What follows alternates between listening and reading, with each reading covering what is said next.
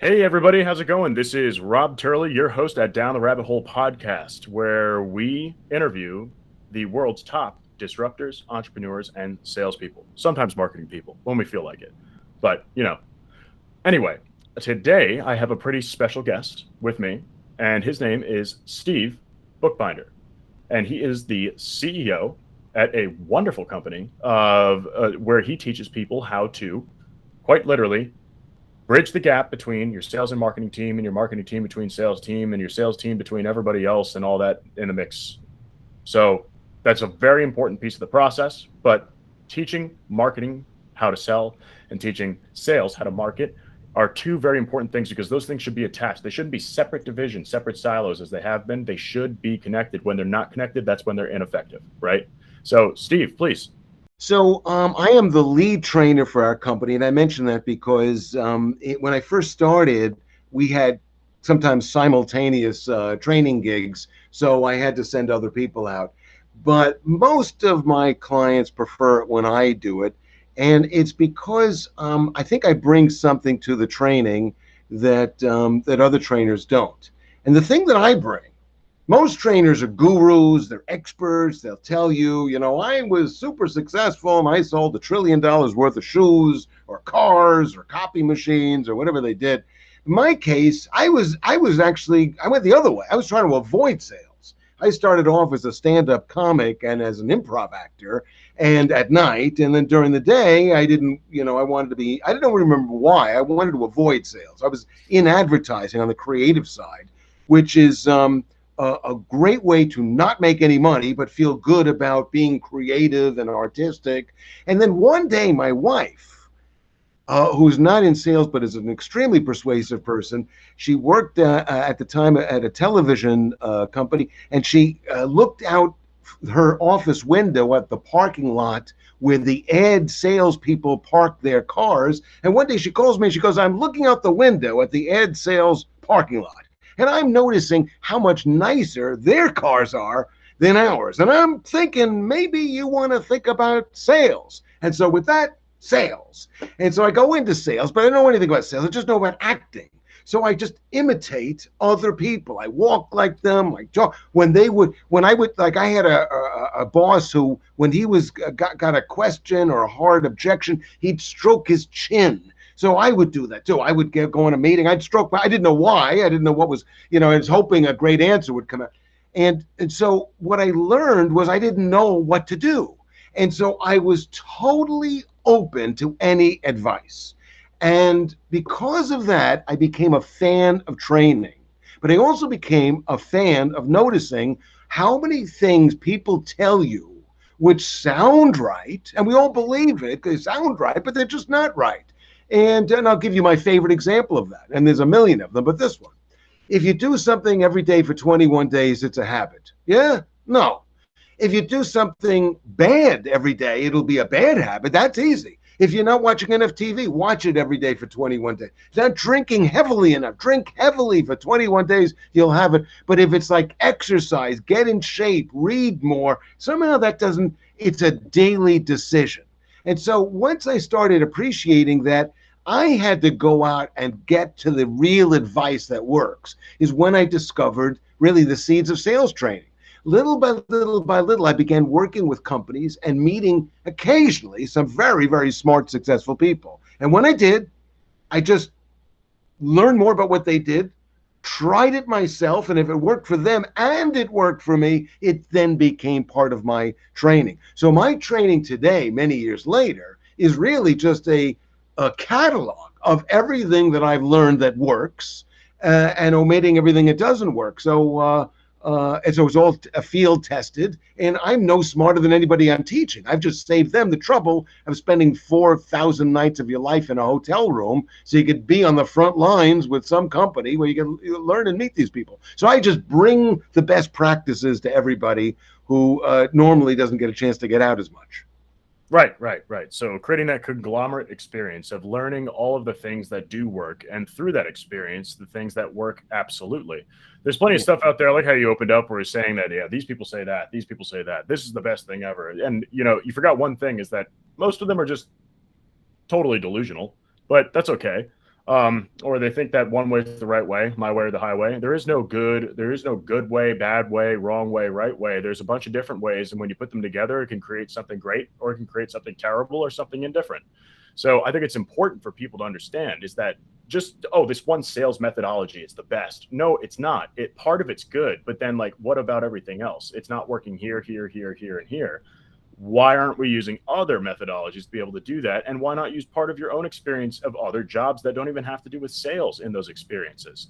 I mean, really, people are just people, whether you're selling, doing, or doing any form of business. People are still just people, and to resonate with them, you can use all sorts of different attributes, such as stand-up comedy, being able to mimic people, things like that, because mirroring someone is so important, and body language is like 76% of the language. So it's really important to be able to mirror that experience so that they feel like they're talking to somebody who they can relate to at more than just a vocal and ideological level, but at a physical level.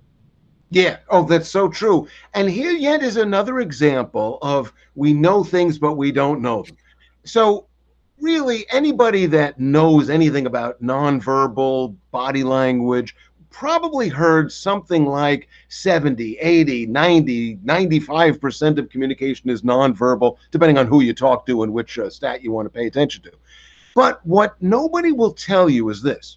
When you go on a sales call, you are attempting to do several difficult things all at the same time. You're trying to pay attention to the body language, read the signals, read the room, and remember what you're going to say, and think about where you want the meeting to be 60 minutes from now when it's over, and where you need to be later in the day. So all these things are going, and how do I look right now? And am I presenting myself right? It's not only, if I'm reading the other person, they're reading me, and they're reading me whether I realize they are or not. And by the way, if they're misinterpreting, misreading, misunderstanding my body language, it's not really what I meant, but that's how it looked to them. For example, I looked too relaxed. Maybe I was actually relaxed, but I look indifferent, for example. And so keeping all of these things in your head at the same time is tricky. So why do I mention that? Because most salespeople, they walk into a meeting and the same words come out of their mouth, no matter what the expression on the other person's face is. And I'll give you a great example, my favorite example of this. Years ago, I was trying to prove this point by creating a video that deliberately showed a salesperson missing the signals. So I needed somebody to play the salesperson. Just by chance, somebody came to our office to sell us a piece of office equipment. And I said, listen, can I ask you a question? We're doing a video. We need a salesperson, and we need them to deliberately screw up and really not pay attention and kind of, not be perfect. Can we ask you if you'd be? And the guy was like, oh, yeah, totally. I would love to do this. So we go into the set, and I play the customer. He plays the salesperson. And while he's talking, I take my glasses off. I'm clearly not paying any attention to him. I'm cleaning my glasses. I was making tea. I was steeping the tea. I was cleaning my tea. At some point, I was totally not paying attention. He never noticed it. When we got to the end of the video, he said to me, oh, I'm so sorry. You had told me not to deliberately screw it up. I forgot to screw up. I forgot to add the mistake. Meanwhile, we have him on video, like the worst performance ever. That means it was real as it real can be. Just terrible sales at its finest, because it's totally oblivious to the terribleness. This is why it's like, what is training? Training is practice. So training isn't what happens in a workshop, because you may be in a workshop once a year or twice, 2 days out of the year. What do you mostly practice? Well, you mostly practice not training. What happens when you practice something? You get good at that. So if you practice never getting trained, then you get great at that. If you practice never changing your approach, you get great at that. If you practice never paying attention to the customer and just reciting the lines that you had prepared at your, at home, then you get good at that, but you don't get good at reading any body language. So to get good at reading body language, the first thing you got to do is you have to remember to pay attention to what they're saying, and do that while you're thinking of your next question, while you're thinking of the perfect answer. So the only way you could do that is through role playing, particularly role playing, where you're extra challenging yourself. And I'll give you an example. I used to be a professional improv player in a club in the city that doesn't exist anymore, but it was a famous club. And a lot of famous improv people would come and and perform with us when they were in town. Robin Williams most notably did that, and I got a chance to perform with him. So, but when we were in a show, we would ask the audience for a suggestion. And because we did a lot of shows and got a lot of, interestingly, the audience was never good at figuring out what was a difficult suggestion. So what they would do is they kind of gave us the same suggestions all the time. So sometimes we'd have to say, listen, we want a reason that two people would fall in love, but not this, not money, not this, not that. Well, when we would do a rehearsal, we would rehearse. Now, that doesn't mean that we prepared the bits that we were going to do. It meant that we practiced the art of making it up as you go along. But Yep. we would give each other really hard suggestions. So if an audience, if we needed an animal image, I need an animal image, the audience would yell elephant, lion. But when I was in a rehearsal in the same prompt, I'd say slug, dead slug. Okay. Easy to be a lion, easy to be an elephant, hard to be a dead slug and make that funny on stage. But if you could get good at that, then you're going to be good at anything the audience gives you. And I apply that to sales. If you're sitting at home with a glass of wine the night before, imagining let's say a negotiation that you're going to have, you're going to imagine it. It's in your mind. It's like a movie where perfect lines come out of your mouth. But when you actually get there and all these stimuli are coming and the pressure of the meeting and you got only an hour, maybe the guy's a couple of minutes late, hard to be perfect, in real life. So role playing is so critical to practice the art of performing under pressure. Ironically, it's probably if you do nothing else, don't take any lessons, don't learn anything, just simply role play, everybody would be better off. But for some reason, salespeople hate to role play. It's the most amazing thing. No other activity work. If you say to a baseball player, before the game, let's warm up, throw me the ball, they go, oh yeah, sure. But if you did the equivalent thing with a salesperson, they're like, I don't like to do it. I don't like to sell when anybody's looking at me. I only like to do it when everything is on the line and there's a lot of pressure, and I do it with no practice. That's the nutty thing. So I try to make it as easy and comfortable as possible for people to role play. I make games out of it, and I score points, and I make fun of myself. That's the other thing. I'm self-deprecating when I do the training, so I let them know that here's an example of me screwing up or doing the wrong thing. Yeah, it makes them feel better about themselves, and that's a good thing because they need to feel like accepted and validated. And by invalidating yourself in a playful way, is that they makes them feel better about themselves, gives confidence. So it's like a synthetic form to provide confidence to them, and I think it's fun. Yeah, it's fun. You said something early on. I just want to unpack. You said something about people kind of look for what works, and the thing about sales is that when you look at it from a statistical point of view, nothing works. Nothing works. It's almost like digital marketing. In digital marketing, they look at how many people click on an ad, and clicking on an ad puts you on the landing page. How many people that got to the landing page took the action? Well, for the most part, most people don't click, and then when they get to the landing page, most people don't do it. Same thing in sales. Most calls don't result in an appointment. Most emails are not read. The majority of, even if you close 1 out of 3 prospects, which would be incredible, you're still not closing 2 out of 3. And so so nothing works from that point of view. And so you have to find a different way to think about what's working. And and so what salespeople do is they become unduly influenced by the famous exception. They remember the one time something works, and you know what?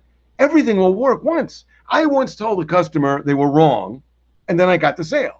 They literally told me what they wanted, and I said, you know what? I've been doing this a long time, and I hear what you're saying, but I got to tell you, if I did what you just said, it won't work for your company. That he was describing the training he wanted. I said, it won't work. If you want that training, I'm not the right guy. I'll recommend. But to be honest with you, I think you're wrong. I think you want to do training that does this, that, and the other thing based on the goals you gave me. And the guy went, you know what? You're right. I was really wrong. I'm going to go with your. And so he buys. So what would you call that? The tell the customer they're wrong strategy? If you tried that 100 times, it won't work. It worked that one time. Everything works that one time. So, one of the tricks is nothing works all the time. So what do I need to do at this moment to make this moment work better? And one more piece on that. The game of sales is not what people think. Most people think, well, sales is about making a sale. No, everything will eventually cause a sale. If you call enough people, you'll eventually get a sale. If you yell out the window, you'll eventually get a sale. If you walk down the block with screaming, "I sell balloons. Anybody want one?" You'll eventually sell one. The problem with sales, call it a problem, is that every year the goals go up. That's the thing. It's not sales. It's every year the goals go up. In fact, it goes up like in sports, they would call it a personal best. Every year you got to hit a personal best. So I ask people, I've trained 50,000 people. I mean, in person. I've asked every audience. I like to start with that. I go, how are you going to make more sales next year than this year? And everybody tells me the same three answers. Again, wrong answers that were beaten into their head. Wrong. They sound good, but they're not. Well, you work harder. You work smarter. You're more productive. Of course. Why didn't I think of that? Just work harder. Yeah. What if you're already working? By the way, what if you're in sales 20 years? Is the goal isn't to I never sleep, I never eat. Work smarter. How would that work? You go to the smart machine, you turn it up from 6 to 7. You work more productive. More productive was a great piece of advice in 1986. But in today's world, 2021, we are up to our eyeballs in productivity tools. There's no shortage of productivity. We have more to do than time. So the answer is not any of those things. The answer actually is these three things. Change your the words that come out of your mouth, change how you manage your time, and change what you track. And by the way, when you're managing your time, that's another one. People think managing your time means being busy, means multitasking. Look at every example of multitasking. Let's say you're trying to play a game, a video game, and you're on an important sales call. One of the two will surely suffer, and sadly, sometimes it's the game and you are winning. So, I think time management is not being busier, not even necessarily getting more things done.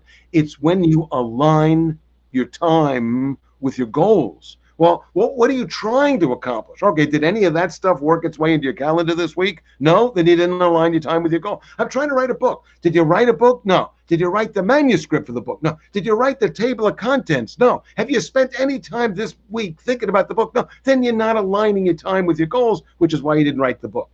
So when you look at, I spend a lot of my time philosophizing about, I think we have to undo before we could do. We have to unlearn before we could learn, because we're so steeped with advice that we are actually looking at an unreal world unless we unless we open our head, take everything out and start again from scratch, which is what I seek to do. And every time I read a new book, it's I've read many books on psychology. Every single time I do, it's an open my head.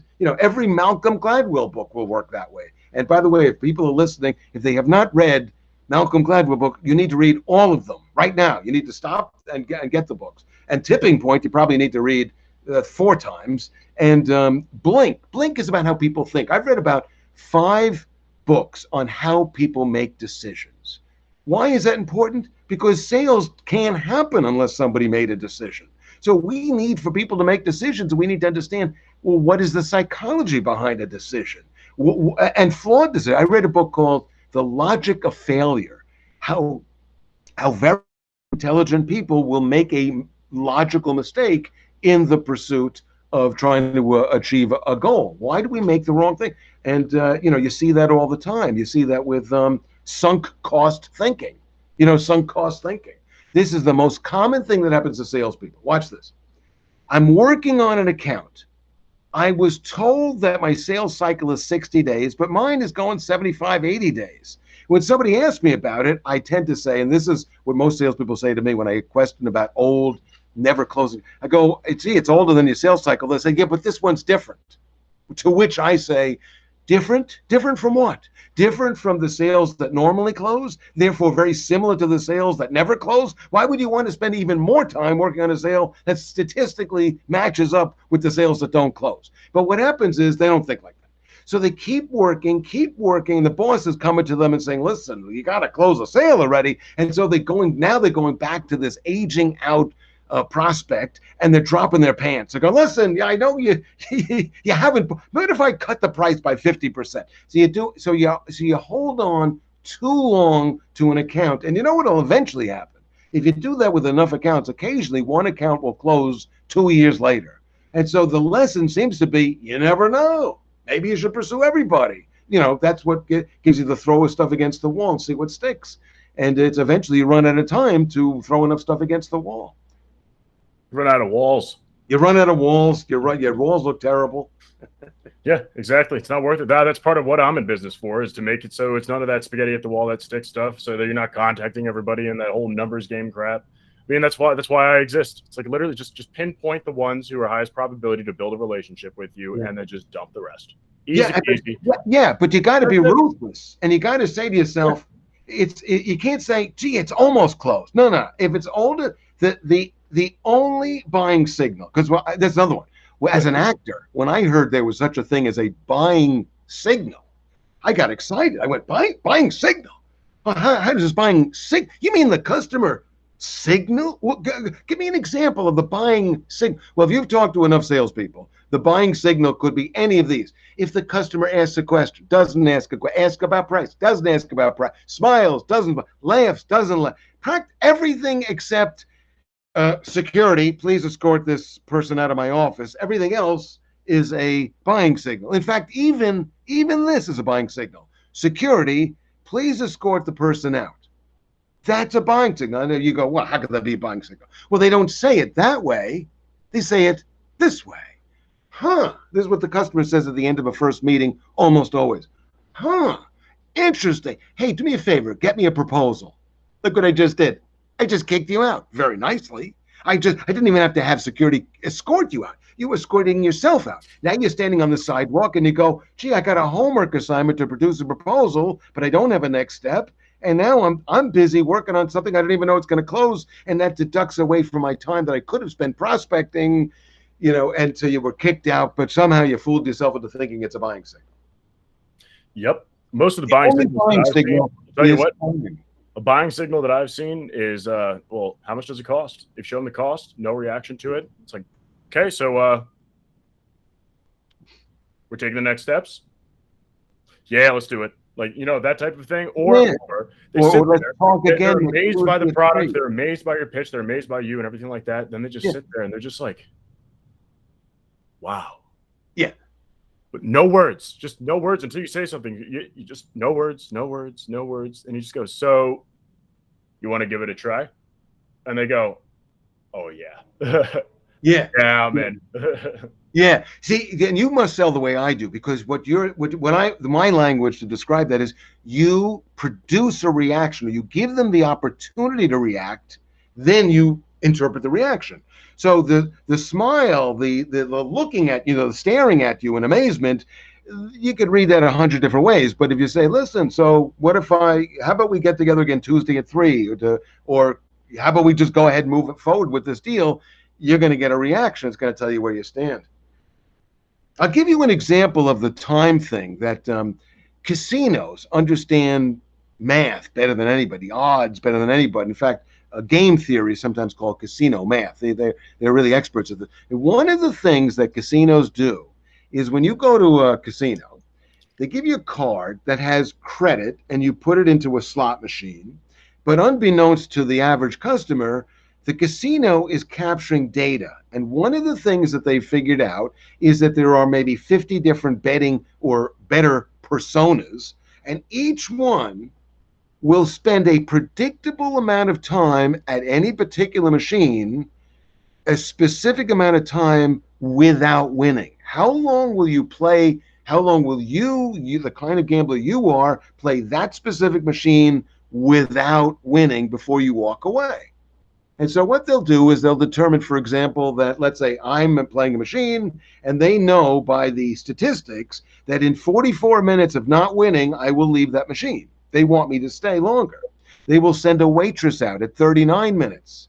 Unbeknownst to me, it's all part of the game. Who will say, listen, you've been playing, the casino would like to buy you a drink. Would you like a free drink? Oh, yeah, I'll have a gin and tonic.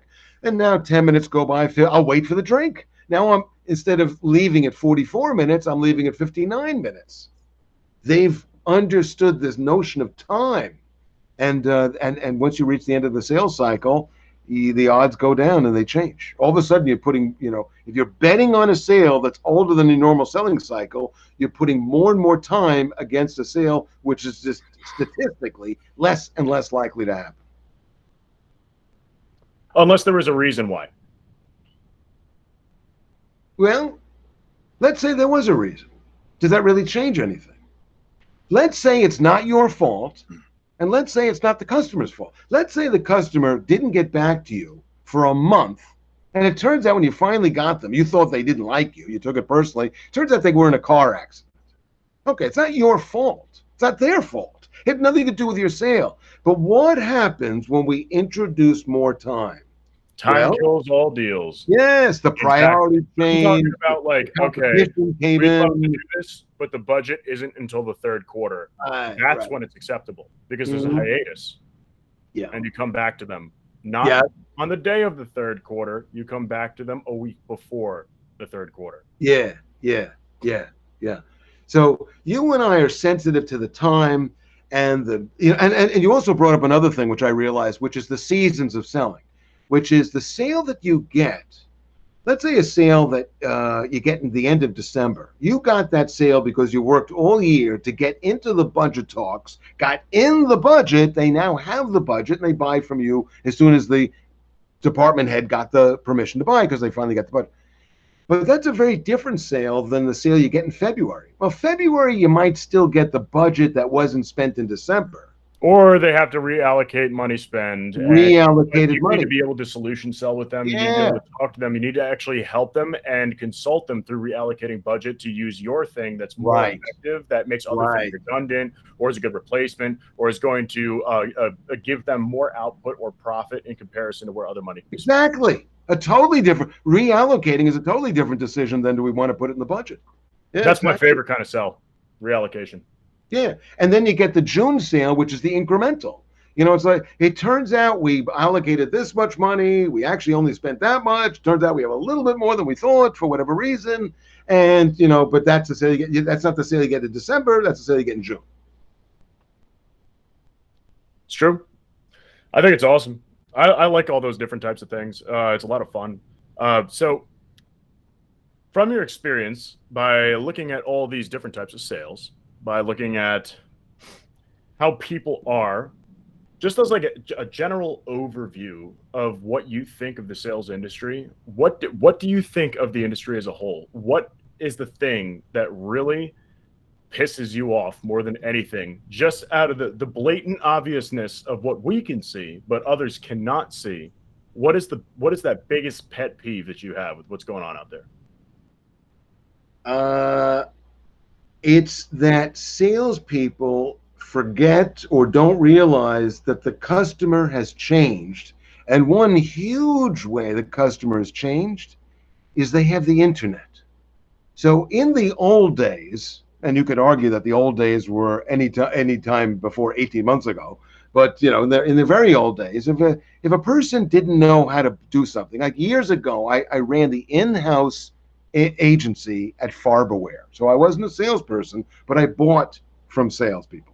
And we had to build a trade show booth. You're probably familiar with most trade show booths are like 10-foot booths with a little bit of thing. But companies like Farberware will go to the houseware show with a 100-foot, 2-story, 2-floor booth. A kind of a booth that I didn't know anything about. So what did I do? I called in 3 or 4 salespeople, and the beautiful thing about being a customer is you could ask stupid questions. You could go, "How does that work?" And nobody could, you don't know how that works. They just have to patiently explain it to you. So by talking to the salespeople, they gave me a quick education. They came to my office and educated me. But in today's world, I've seen a number of studies in the last year that says that the typical B2B customer is behaving like a B2C customer. Meaning that they spend 55 to 75%, the first 55 to 75% of the buying journey in the internet prior to talking to any salespeople. So by the time they talk to a salesperson, they've already have education, a bias, they know something.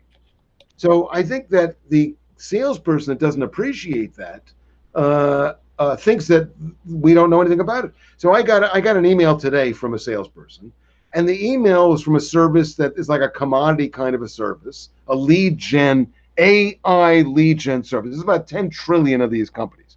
And they use the same email template, the same approach, and every one of them, they use the same approach. But when I say to them, I get 10,000 of these things every day, every week. The best part about it, too, is that it's not even actual AI. I build AI. They don't have shit. It's garbage.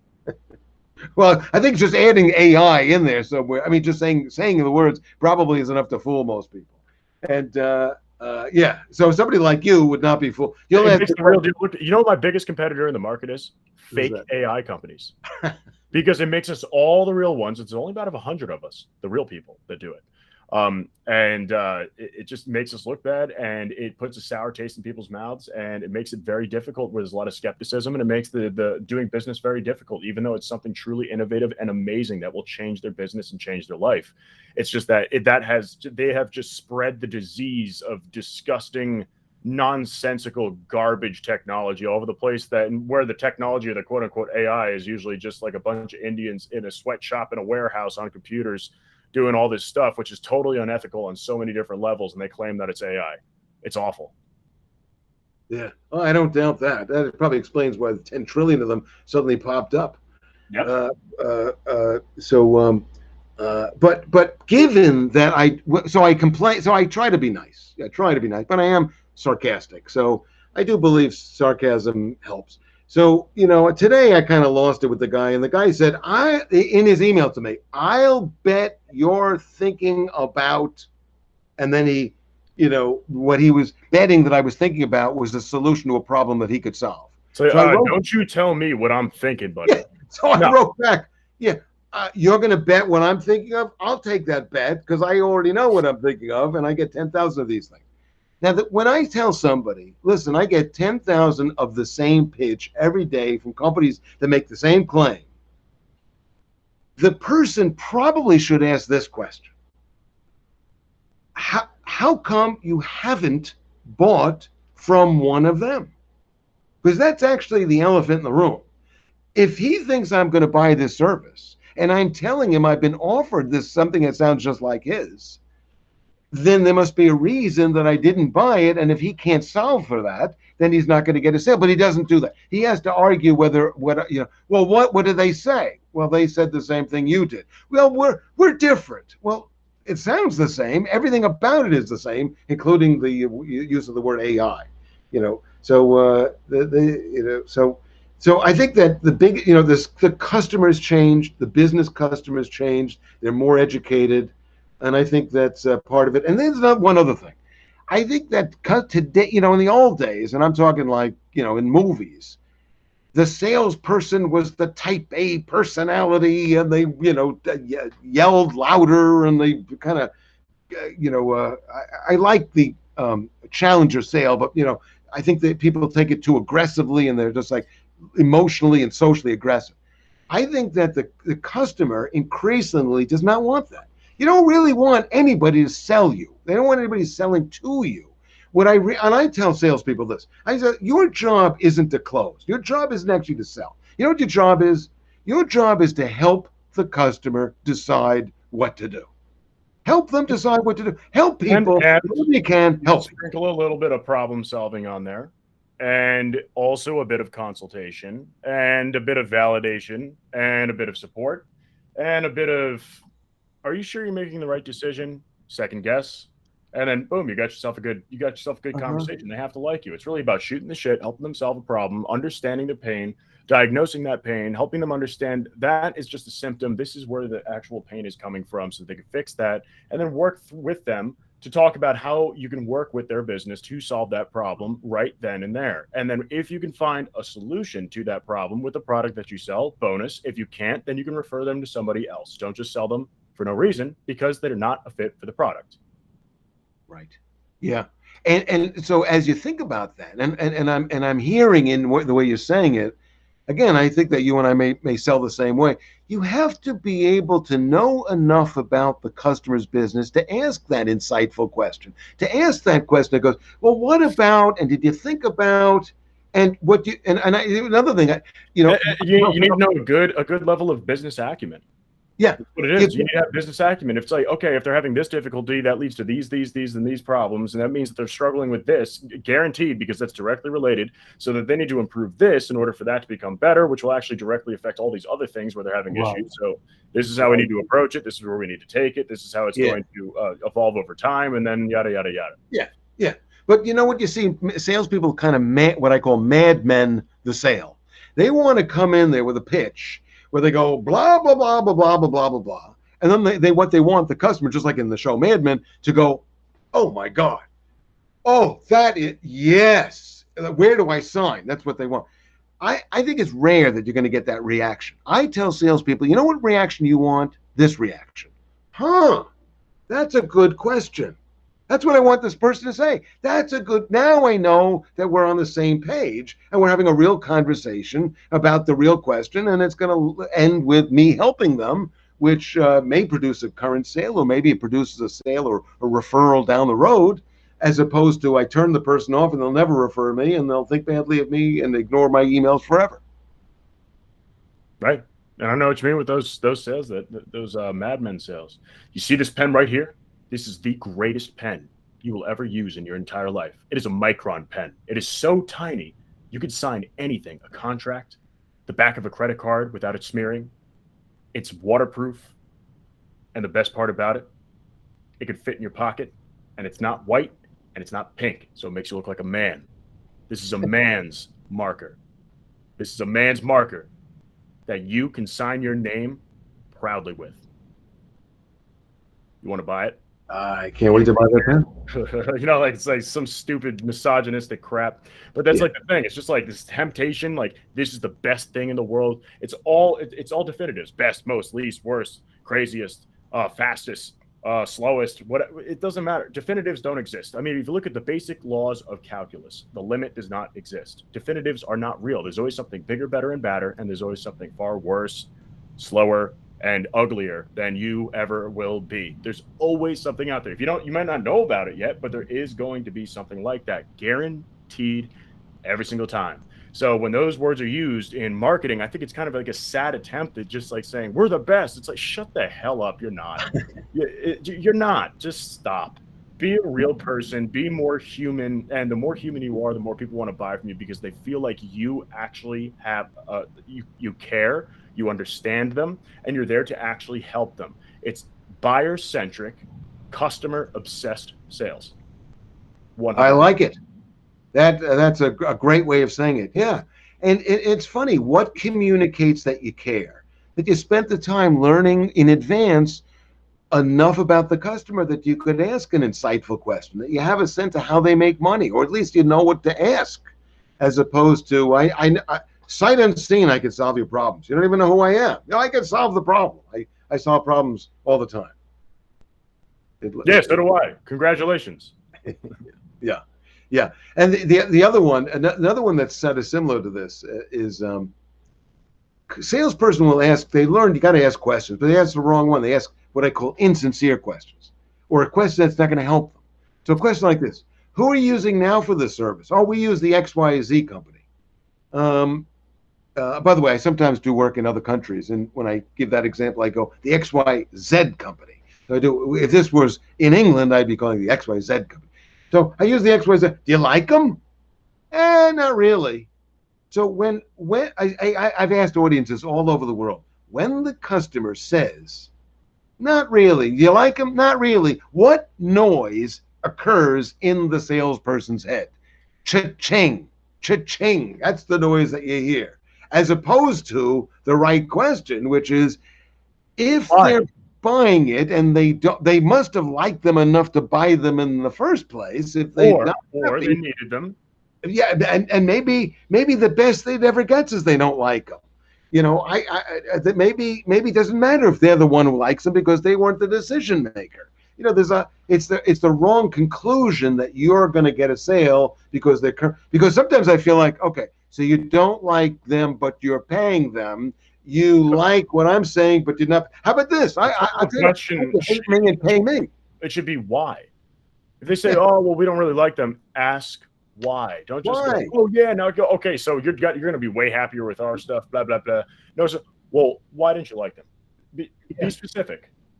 Yeah. And what changed? What changed from the day you signed the contract to now? Because maybe what changed was you changed. The customer's needs changed along the way. And then what can we do? Like all that should be going through that is that what can I be doing to prevent them from having the same experience with that other company who's a competitor, that we would deliver a superior service? And if you wouldn't, just back off. Really, I hate how salespeople always try to sell people all the time when people are not qualified, or it's going to be a worse thing for them. They don't need it. It's just stop. It's unethical. Be a person. Like, do you want someone to sell you some garbage you don't need? Yeah. I mean, come on. You have a waffle maker. Someone walks up to you and says, "This waffle maker is even better. You should buy it." Because, and pushes you into it. You buy it, and then you use it, and it's broken the first day. You're stuck with a broken waffle maker that you just bought and your old waffle maker. That's right. Who needs that? That's just ridiculous. Yeah. Well, they're trying to, this is where sales and marketing come together, because they're trying to close, in marketing, they refer to customers in three places in the buying process: top of the funnel, where most people are; middle of the funnel; or bottom of the funnel. Top is you're qualified, but you're not looking. Middle is you're thinking, but you're not ready to act. And you're at the bottom, you're ready to act. And so salespeople often treat everybody as if they're all set to buy, no matter where they actually are in the process. And part of the reason they do that is because of a lack of understanding about the leads. If you're not prospecting enough, you won't have enough appointments. So you'll end up trying to close everybody because you simply don't have enough people to talk to. But the problem is that every company on the planet is doing a content marketing lead generation play. And there's never enough leads. But there's two kinds of leads. There's MQLs, SQLs, marketing qualified leads, sales qualified leads. The marketing qualified leads, that's 80, 90% of the leads. You know what a marketing qualified lead is? Somebody went to your website. You know what a sales qualified lead is? The person said, could a salesperson please call me today? That's a sales qualified lead.